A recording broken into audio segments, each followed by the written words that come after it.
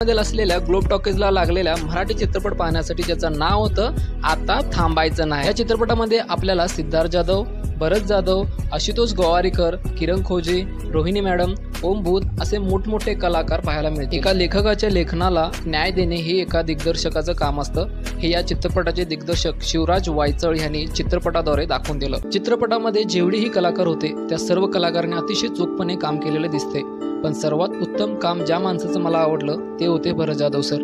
त्याने आपलं कॅरेक्टर इतक्या सुंदर व प्रभावीपणे साकारलं होतं की जेव्हा जेव्हा ते पडद्यावरती यायचे त्यांच्यापासून नजरच हटत नव्हती। म्हणून तर म्हणतात त्यांना महाराष्ट्राचे सुपरस्टार।